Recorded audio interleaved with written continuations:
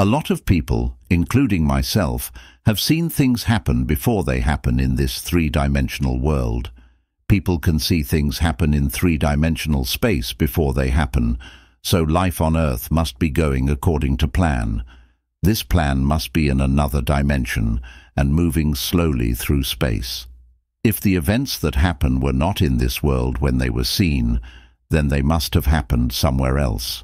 From the point of view of an awakened man in a three-dimensional world, whatever is there to be seen before it happens here must have already been planned. So, the question is, can we change what will happen in the future? My goal in this tape is to show the options that come with being human, so that you can see that man can change his future. However, once it has been changed, it will follow a set pattern starting from the point of influence, which will be in line with the change. The most interesting thing about man's future is how adaptable it is. The way he acts doesn't matter as much as how he feels. The idea of who man is the base from which everything else is built. His sense of self is the only reason he does the things he does and goes through the things he goes through. He would act differently if he had a different idea of who he is. If his view of himself changes, his future will also change, and if any of the things he does in the future changes, so will his view of himself. Man's ideas, which he thinks are not important, have big effects on the world. So, people should think about how much they value an assumption and see how it can help them come up with new ideas. This is where all improvements happen, in thought. Even though we know everything about the future ahead of time, different things happen in our lives all the time. We can pick one of several possible futures.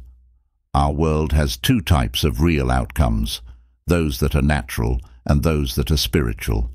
The first was called the carnal mind, and the second was called the mind of Christ. One is a normal, everyday awareness that is controlled by our feelings, and the other is a managed fantasy that is controlled by our desires. We can tell the difference between these two ways of thinking in this statement. But the normal man doesn't accept the things of the Spirit of God because they are spiritually discerned and don't make sense to him. 1 Corinthians 2:14. From a natural point of view, truth is only the present time, or now. The past and future are just made up, according to a natural point of view. The spiritual view of the two parts of time, on the other hand, sees events as different things in space. From a spiritual point of view, the past and the future are one present. What is thought and subjective to the normal man is real and objective to the spiritual man. People who only see what their eyes allow them to see miss out on everything else they might see. To learn how to see the invisible, we should deliberately separate our minds from the evidence of our senses and focus on an unseen state, mentally feeling and perceiving it until it has all the characteristics of reality. Any sincere, focused thought directed in a certain way will block out and get rid of other feelings. To see the state we want, all we have to do is focus on it. Our spiritual growth is boosted when we focus our attention on the invisible instead of the visible world. This helps us go beyond the world of the senses and see what we can't see, because his invisible qualities, like his eternal power and divinity, have been clearly seen since the beginning of time. Romans 1:20. This vision has nothing to do with the natural abilities. It opens and speeds up because these directions are useless without it, because the things of the Spirit can be seen spiritually. With a little practice, we'll be sure that we can change our future to fit our desires by managing our thoughts. The main thing that drives people to act is desire. We can't move a finger if we don't want to. We always follow the goal that is most important to us at the time. The stronger our desire to break a habit, the stronger our desire to keep that habit. The things that keep our attention are the ones that make us move. A wish is just being aware of something we need or don't have that would make our life better. wants always have their own benefit in mind. The stronger the desire, the bigger the gain that is expected. It's not possible to want something without wanting anything in return. Since there is no desire, there is also no movement. The normal man and the spiritual man talk to each other through desire. Being ready to listen to his words is the key to moving forward in life and making dreams come true. Willingly following his words is an instant sign that your wish has been met. To want a state is to actually have it. He said, "You would not have looked for me if you had not already found me." By believing that his wish has been satisfied and then acting on this belief, man changes the future in a way that matches his belief. Assumptions bring to light what they support. As soon as a person feels like his or her needs are met, their four-dimensional being starts looking for ways to get what they want. There is no better way to describe how to get what we want than to say that we experience in our minds what we would experience in real life if we got what we want. With its bigger picture, this experience of the end will give us the means. Our four-dimensional being then builds the means we need to reach the accepted end. It seems very hard to be in a state that your feelings say you're not in when your mind is not controlled. It's easier to live through things before they happen if you call things that don't exist as if they do. Romans 4:17. It's easy for people to downplay the value of small things, but this easy method for changing the future was found after years of study and testing. Would you like to change the future? That's the first step. In other words, make a clear plan and know exactly what you want. Second, make up an event that you think you would have after your desire is fulfilled. This event should have to do with the completion of your desire and focus on the action of being. Third, make your body immobile and put it into a state similar to sleep. Picture yourself asleep while lying down or sitting in a chair. Then, close your eyes and focus on the action you want to experience in your mind. Imagine that you are right in the middle of the action and that you are doing it right now. You must always be a part of the imagined action and not just watch it happen. You must also feel like you are actually carrying out the action so that the imagined feeling is real to you. Always keep in mind that the action you want to take must come after you get what you want, and you must feel like you are in the middle of the action until it seems real. Let's say you want to move up at work and get a raise. Being praised is something that would happen to you after your wish comes true. If you choose this action as the one you will experience in your mind, then make your body immobile and put it in a state close to sleep, a drowsy state where you can still control the direction of your thoughts, but are still aware. Think about a friend who is standing in front of you. Put your made-up hand in his and feel how firm and real it is. Then, when you imagine talking to him in your mind, do not picture yourself far away in space or time being complimented on your good luck. Instead, picture yourself in sync with the action. It should be here and now, not somewhere else. The event in the future is happening right now in a world with more dimensions.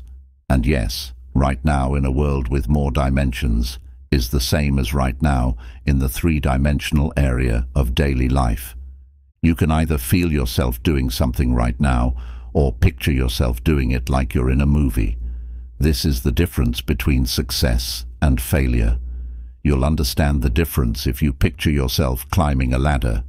Then, close your eyes and picture the ladder right in front of you.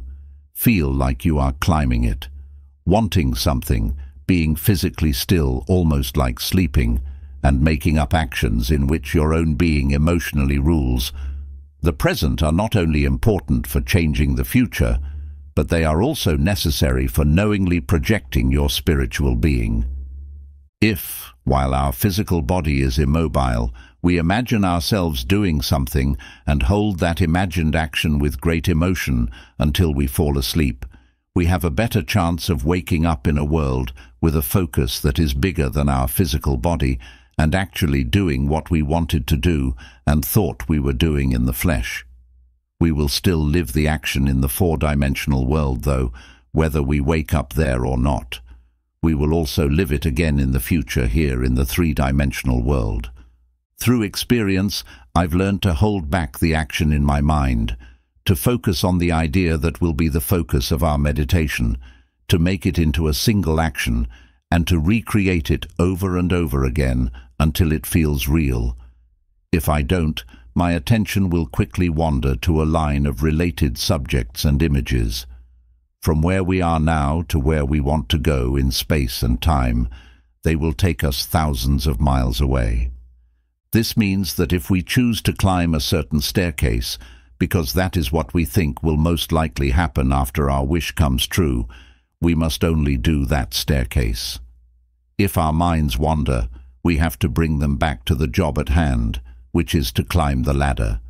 We have to keep doing this until the pictured action is as solid and clear as it is in real life. It is important that the thought stays in the show field, so we don't have to do anything visual.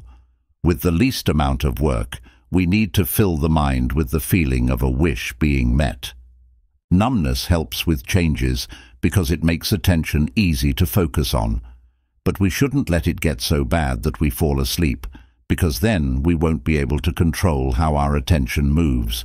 Instead, we should aim for a moderate level of numbness, where we can still direct our thoughts.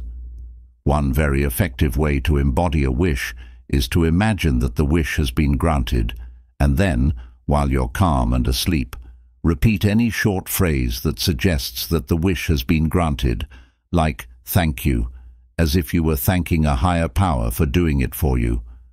But if we want to project our minds into a world with more dimensions, we have to keep doing what we're doing until we fall asleep. To reach your goal, imagine what it would be like to experience in real life, with all the details of reality. Over time, you will have the same experience in real life as you did in your mind. Put ideas into your thoughts that you think are true, or premises. Assumptions, which don't seem real to the senses, will turn into facts if you keep believing them until they seem real. For an idea, any method that helps it come true is fine. They have an effect on everyone's behavior by making people want to do, say, and move in ways that lead to their satisfaction. What do we mean by a dimensionally larger world? This will help us understand how man shapes his future to fit his beliefs. Because the world we go to change our future is much bigger than this one. From a person's point of view in the three-dimensional world, seeing something happen before it does means that it was already going to happen. In order to change things in these three dimensions of space, we must first change things in the four dimensions of space.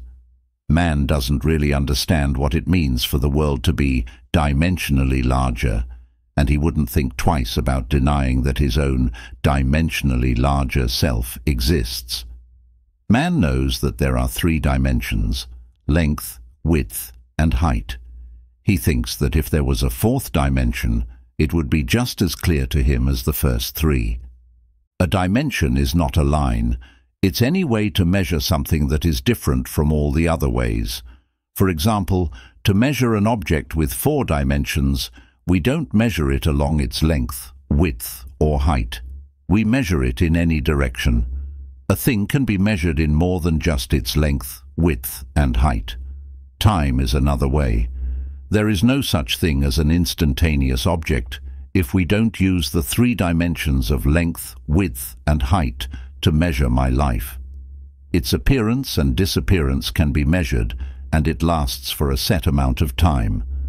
We can measure its lifespan without using the dimensions of length, width, and height. Yes, time is a 4th way to measure something. Things are more solid and real when they have more than 2 dimensions. Adding dimensions to a straight line, which is already fully in 1 dimension, gives it shape, mass, and substance.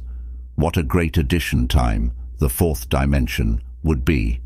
It would be much better than solids, just like surfaces are better than lines, and solids are better than surfaces. Time is a way for experiences to change, since all changes need time. Difference is the better quality. Take note of the fact that the cross-section of a solid is a surface. The cross-section of a surface is a line, and the point is a line. So, if we follow his line of thought, a point is just a cross-section of a line, which is just a cross-section of a surface, which is just a cross-section of a solid, which is just a cross-section of a four-dimensional object. We can't ignore the conclusion that everything in 3 dimensions is just a cross-section of things in 4 dimensions. This means that when I meet you, I'm meeting a cross-section of your 4-dimensional being, the part of you that can't be seen. To see what it's like to move through all the different parts or moments of your life, from birth to death, and know that they all happen. My method should include all the different sense experiences you have had on Earth and those you might have in the future. These things shouldn't be there in the order you experienced them, but as a whole present, because the 4th dimension is all about change. As a living, moving whole, I should see them in a state of change. Suppose we know all of this for sure. What does it mean for us in this 3-dimensional world? It means that if we can change the path of time, we can see what will happen and make changes to it. Even though we think this world is very real, it's really just a shadow that we will eventually leave. It is a simplified version of a world that is bigger in terms of both size and scale. This world is based on a world that is even bigger in terms of both size and scale. With music, the absolute can't be reached by any method or study. No matter how many dimensions we add to the world, man can still show that there is a world with even more dimensions by focusing on an unseen state and picturing that he sees and feels it. If he stays focused in that state, his current surroundings will go away, and he will awaken in a world with many more dimensions, where the thing he was thinking about will be seen as a real, tangible thing. From what I can tell, if the ace were to take his thoughts from this infinitely bigger world and put them even deeper inside his own mind, he would make time seem like it was outside of him. He would find that space gets bigger every time he goes into his own mind and sees time as something outside of himself. Because of this, he would come to the conclusion that both time and space are sequential, and that life's story is just the scale of a block of time with many dimensions. Scientists will one day figure out why there is a serial universe, but for now, the most important thing is to figure out how to change the future with this serial universe. If we want to change the future, all we have to do is focus on 2 worlds in the infinite series, the world we know through our bodies and the world we see without our bodies. In that way, it turns into an assumption, and assumptions turn into facts. Men believe in the outside world because they don't know how to focus and concentrate their skills to get through its thin shell. Taking away the covering of the senses is the only goal of this music. It will take you to another world. We don't have to work hard to take away the veil of the senses. When we take our minds off of the real world, it goes away. To see the state we want in our minds, all we have to do is focus on it. But to make it real and objective, we have to focus on the state that we can't see until it feels like it's real. When we focus our attention on something and it seems to have the qualities and feelings of reality, we have given it the right to become real and obvious. When you are close to falling asleep and find it hard to direct your attention, staring at something will help you a lot. If you're looking at something flat, like a wall or a mat, don't look at its surface. Instead, look into and through it. Set it up so that you return as little reflection as possible. Then imagine that you are seeing and hearing what you want to see and hear at this depth until the imagined state takes up all of your attention. When you wake up from your controlled waking dream at the end of your meditation, you feel like you've come back from a long way away. The visible world you left behind is now coming back into your awareness. Its very appearance tells you that you were fooling yourself into thinking that the thing you were thinking about was real. But if you know that awareness is the only truth, you will stay true to your vision. By keeping this mental attitude, you show that you have the power to make your wishes come true and turn them into real things. Draw up a picture of your ideal and think about how you could connect with that picture. Imagine how it would feel to be that person, how you would feel if you were already that person. After that, live and act based on this belief. Even though your feelings tell you otherwise, this belief will become true if you hold on to it. If you look mentally at the people you talk to yourself as you meditate, you will know when you have reached the desired state of awareness. You are less shy and more honest than when you're talking to real people. So, the chance to analyze yourself comes up when you are surprised by the talks you have with other people in your head. If you still see them the way you did before, you haven't changed how you see yourself, because when you change how you see yourself, you change how you relate to the world around you. Let other people see you the way they should, as if this new idea of yourself were already true while you meditate. When other people see you, you always see yourself as the image you created. So, when you think about other people in meditation, you have to imagine that they see you mentally the same way they would see you physically if your idea of yourself were already true. In other words, when you meditate, you think that they see you being what you want to be. If you think you are already what you want to be, your wish is met, and since it is met, there is no longer any wanting. What you already know is real, so you can't keep wanting it. Wanting something doesn't mean you have to work hard to get it. It means you're aware of something you already have. It's to believe that you are already what you want to think you are, and to be are one. He who conceives and what he conceives are one. Because of this, what you get that you already are could never be so far away that it was even close, since closeness means separation. Mark 9:23 says that if you believe, anything is possible for you. Everything is made of being, which is how we can expect proof of things we haven't seen yet. Hebrews 11:1. If you think that you already are what you want to be, then you will see other people who fit that idea. In meditation, you must imagine that the people you want to help are already the way you want them to be, for the better. When you want something, you can rise above your current situation.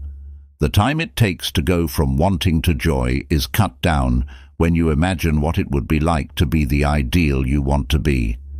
It's already been said that man can choose at any time which of many possible lives he will live. But that raises the question of how that is possible if waking man's experiences in the three-dimensional world are planned ahead of time, as shown by the fact that he can see something happen before it does. Man experiences things on earth one at a time and in order, just like you are doing now with this music. A dream is just uncontrolled four-dimensional thought, or putting together sense experiences from the past and the future in a different order. Things rarely happen in dreams in the same way that they did in real life. He often dreams of two or more events that happen at different times, but blend together into one sensory impression. Other times, his dreams rearrange his waking sensory impressions in a way that makes him forget what they are when he awakens. One time in my dream, I took a package to the restaurant in my apartment building. "You can't leave that there," the waitress told me. The elevator operator then gave me some cards, and when I thanked him, he thanked me back. The elevator worker for the night shift came up and waved to me at that point. I picked up some letters that had been left on my porch the next day as I was leaving my apartment. Since the day shift worker had taken care of my mail, I thanked him and gave him a tip as I went downstairs. Because of this, he thanked me for the tip. When I was on my way home that day, I heard a doorman tell a delivery person, "You can't leave that here." Just as I was about to take the elevator to my apartment, I saw a face I recognized in the restaurant and smiled at the hostess. Later that night, I took my dinner friends to the elevator. As I was leaving them, the night shift operator waved me off. I made a dream that was very different from what I was experiencing when I was awake by rearranging some of the individual sense experiences I was going to have and combining two or more of them into one. We will be able to consciously make things happen in the three-dimensional world once we know how to control how our mind moves in the four-dimensional world. We learn how to direct our attention during waking sleep when it's easy to keep it up. This is because we need to pay attention in order to change the future. We can plan an event that we want to happen in the real world while we are awake and in control of our dream. The sense feelings that make up our waking dreams are real things that have been moved around in time or space. In an awake dream, all we do is pick from a huge number of sense impressions that, when put in the right order, show that we have already achieved our goal. Once we have a clear picture of the dream, we sit back in a chair and relax into a state of awareness that is almost sleep-like, but not quite. This state is close to the dream state, but still lets us control how our attention moves. After reaching that point, we imagine going through what we would go through in real life if this waking dream were already true. When using this method to change the future, it's important to remember that during the waking dream, the only thing that is in the mind is the waking dream and the action that will make our wish come true. We don't care about how the waking dream will turn into a real thing. When we accept that the waking dream is based in reality, we create the conditions for it to come true. Here's the first thing you need to do to change the future, which is really just a managed waking dream. Write down your goal. You need to be sure of what you want. Imagine what you think you will feel after your desire is fulfilled. It should be an event where the action of being is the main focus. It should also involve the completion of your desire. Stop the body from moving and put the mind in a state close to sleep.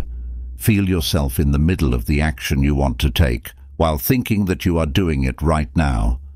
This will give you a mental experience of what you would have felt in real life if you had already reached your goal. I'm sure this is the best way to reach my goal based on my own experiences, but my many mistakes would make me look bad if I said I was totally in control of how my attention moves. I can, however, follow an old teaching and say, but one thing, something forgetting what lies behind and reaching forward to what lies ahead, I press on toward the goal for the prize. Philippians 3:13-14. And you shall know the truth, and the truth shall set you free. John 8:32. What power does thought have? A true opinion, according to men, must match the outside world it refers to. In other words, if I tell myself while I'm in jail that I am free and then actually believe it, then I will really believe that I am free. But that doesn't mean I'll be free. I could still be seeing things that aren't there. I believe in a lot of strange things, though, because of my own experiences. I don't see many reasons why I should know the truth about things that aren't limited to my own experiences. Ancient lessons told us not to judge things by how they look, because the truth doesn't have to match up with the outside world it's connected to. They said that we lie when we imagine doing bad things to our neighbor. They said that our belief is not true and is therefore false judgment, even if it seems real and fits with the outside world. We are told to ignore what our senses tell us and believe that which sets our friend free is true. Ye shall know the truth, and the truth shall make you free. If we want to know the truth about our friend, we have to think that he is already what he wants to be. Any idea we have about someone else that doesn't make them free will not be true, because it doesn't meet their needs. My school was mostly about the power of thought, so I didn't learn my skill in places where taking classes and workshops is seen as a replacement for learning on your own. I spent hours imagining being something other than what my mind and senses told me I was. Eventually, my imagined states became as real as the real world, so real that a stranger on the street would become a part of my imagination, and I would act like he was there. Through my dream and imagination, I controlled theirs and told them what to do. I also influenced the way they talked to each other and connected with my imagined state. Your imagination is you, and the world as your imagination sees it is the real world. But it is our job to picture all that is good and caring. For God sees not as man sees. For man looks on the outward appearance, but the Lord looks on the heart. Verse chapter 16:7. A person is what he thinks in his heart. Proverbs 23:7. Once I'm deep in meditation and my mind is clear, I feel like my imagination has the power to bring anything I want to me. The imagination uses desire to make up the life that is about me, just like I made it up in my mind. Before I see someone or something, I want to see it. Then I see it as if it were real, and the imagined state becomes truly real. I want to hear, so I listen as if I were hearing. The voice in my head tells me what I told it, as if I had sent the message myself.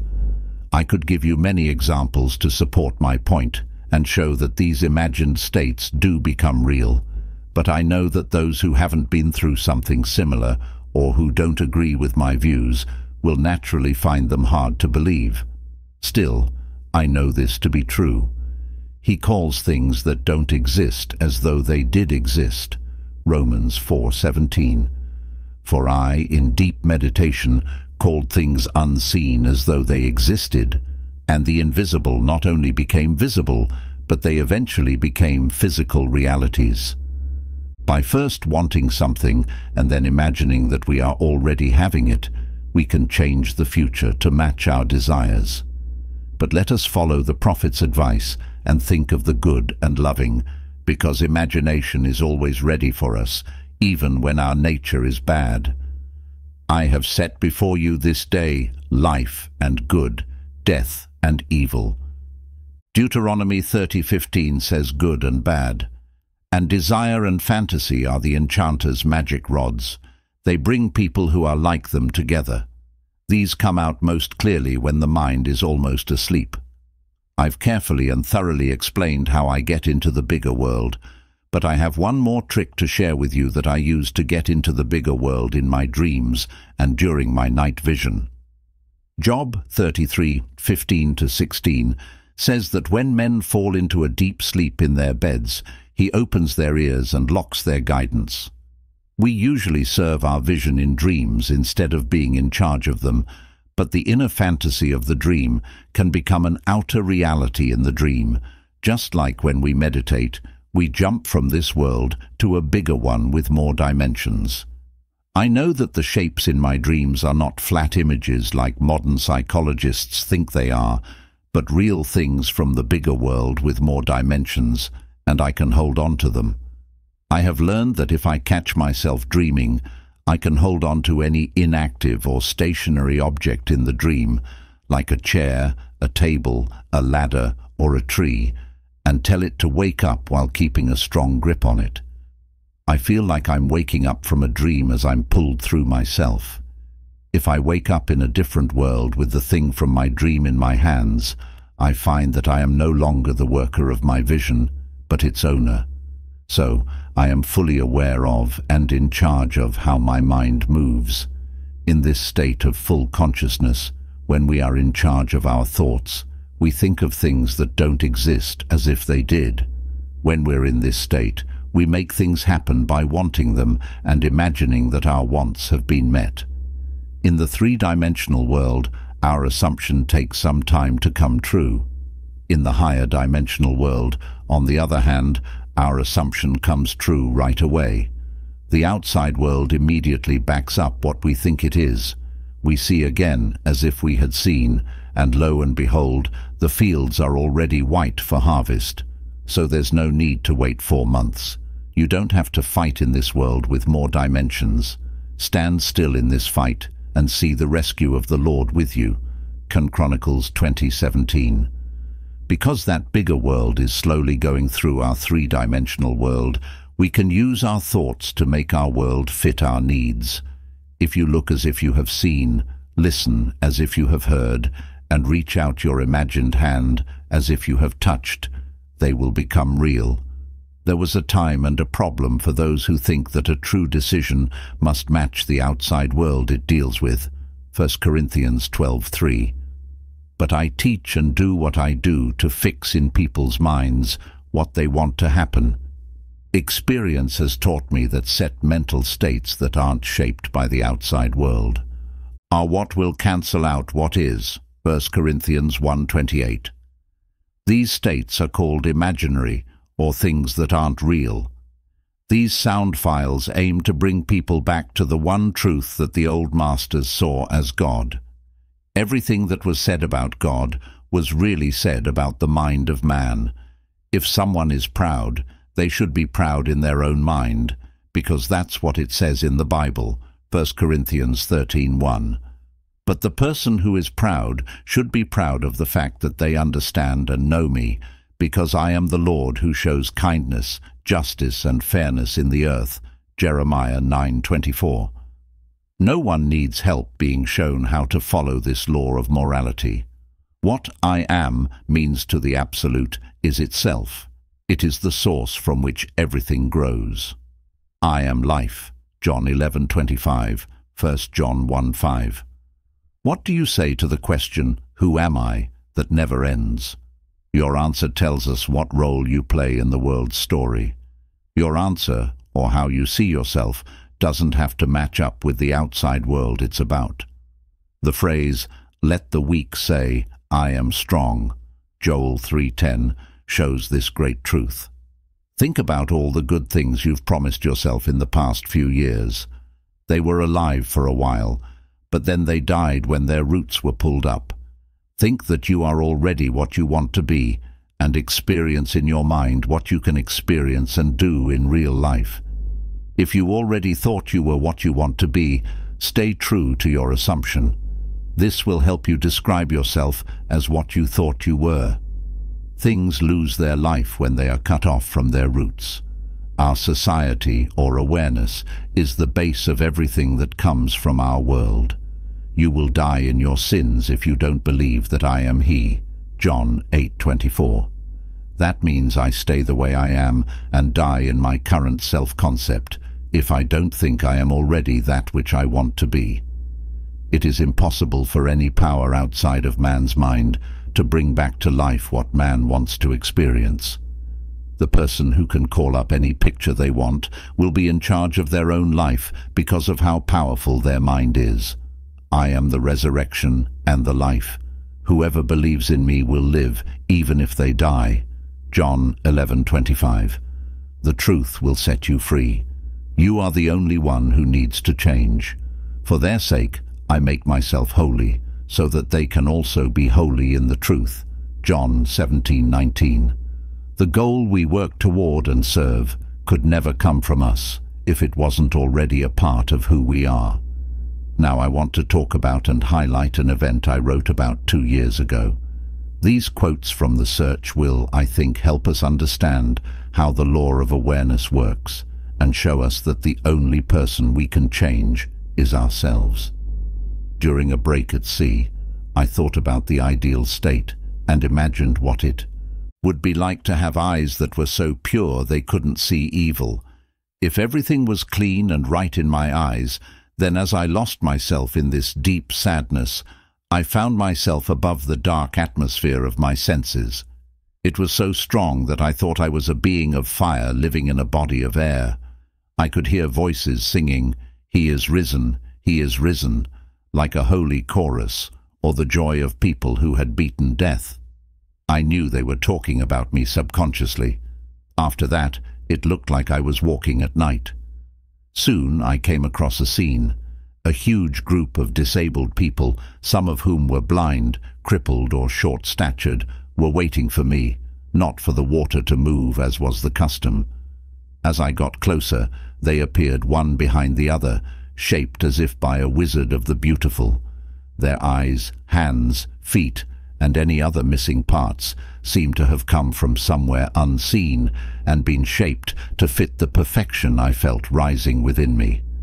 The joyful chorus was over when everything was just right. In the end, the scene ended, and I woke up.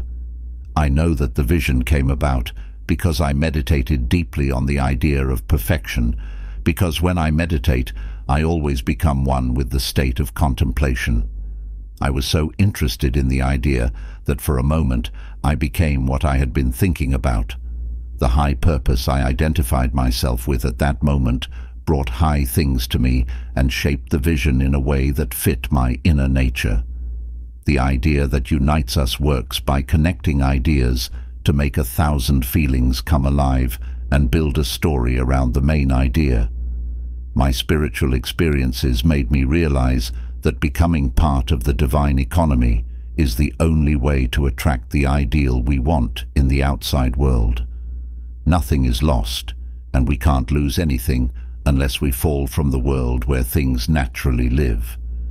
There is no power in death to change things, and whether we are here or gone, the world around us is made up by our thoughts and feelings. The ideas we have about ourselves can make or break our lives. Nothing is more important to us than how we see ourselves, and this is especially true for how we see the big parts of ourselves. Whether they know it or not, the people who help us or hurt us are working for the rule that makes the outside world fit with who we are on the inside. What sets us free or holds us back is how we see ourselves. Even though it may use physical tools to get what it wants, life changes the outside world to reflect how our thoughts are set up on the inside. This means that we can only achieve the quality outside by changing ourselves. Outside help doesn't come. The hills that we look up to are in an inner range. So, we must look to our consciousness as the only reality and the only base on which all things can be described. We can be sure that this law's fairness will only give us what is natural to us. It goes against the way things are meant to be to try to change the world before we change how we see ourselves. Before there can be change on the outside, there must first be change on the inside. As inside, so outside. What I'm suggesting is not intellectual neutrality. What I'm saying is that we should imagine ourselves as great and do what we want to do instead of using real means and reasons to make the change we want. Anything we do that doesn't come with a shift in awareness is just moving objects around for no reason. We can only get what our belief says, no matter how hard we work and try. We are free to choose our own fate, and to protest against anything that happens to us is to protest against the law of our being. The things that happen in my life are too connected to how I see myself for them not to have been shaped by my spirit from a deeper part of myself. If these events hurt me, I should look for the reason inside myself, because I'm moved around and made to live in a world that fits with how I see myself. When we meditate deeply, we become one with the considered state. During this union, we have experiences, see images, and act in ways that match our altered state of awareness. This proves that a shift in awareness will cause changes in the surroundings and in how people act. All wars show that angry feelings have a very strong effect on changing people's minds. After every major war, there was an age of selfishness and greed, which were the opposite of the ideas that the war was supposed to protect. This is going to happen because war makes people hate each other, which makes them fall from the level of the ideal to the level where the conflict was announced. If we could get as excited about our ideals as we do about our dislikes, it would be as easy for us to move up to the level of our ideals as it is for us to move down to the level of our dislikes. Love and hate have the unique power to change things, and we grow by using them to become more like what we think about. We become the kind of people we think our enemies are by how much we hate them. Qualities die when you don't pay attention, so the best way to get rid of bad moods is to imagine beauty for ashes and joy for sorrow. Isaiah 60:13. We should not directly fight the state we want to get out of, but instead should think about all that is good and beautiful. Philippians 4:8. Because what we cling to makes us that thing. The only thing that needs to change is how we think about ourselves. As soon as we are able to change who we are, our world will collapse and remake itself to match what our change says.